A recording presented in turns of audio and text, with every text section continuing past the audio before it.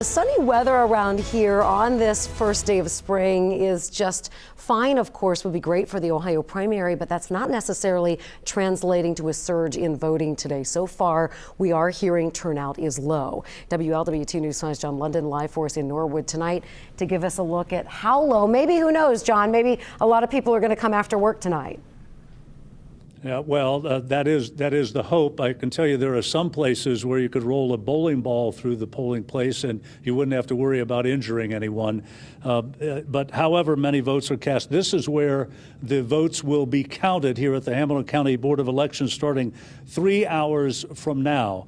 Whatever the statewide turnout turns out to be, that's what will decide which of the three Republicans will run against Democrat Sherrod Brown this fall. It'll either be State Senator Matt Dolan, Secretary of State Frank LaRose, or businessman Bernie Moreno. We spoke with supporters of each of the three candidates at precincts 4A, 4B, and 5B in Blue Ash this afternoon. Turnout there was similarly low at times. Then you'd get a handful of voters that would arrive every so often. They're the dedicated ones, lamenting the indifference that most voters seem to have about participating in the Ohio primary. It's sad to say that that's what will happen, very low turnout. So it's kind of sad that it's such an important race that a few will be picking whoever wins. We're just about to cross 10% turnout, and we're most of the way through the day. So we're expecting it to get probably close to 15%. That's pretty low for an election in Hamilton County.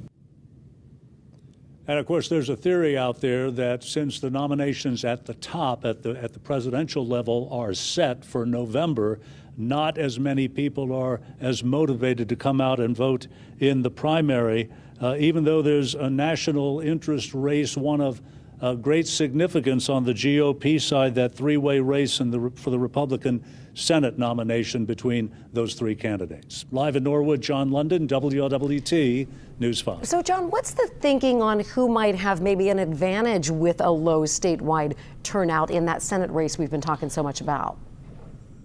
Well, there are some, Cherie, who believe it works to the benefit of Matt Dolan, and here's why. The feeling is that if enough hardcore Trump supporters sit this one out, skip this primary vote, that's one reason. And then also there's a feeling that LaRose could siphon off some of the MAGA votes that would otherwise go to Moreno and work for the benefit of Dolan. But really, there's a scenario you could draw for each of the three candidates.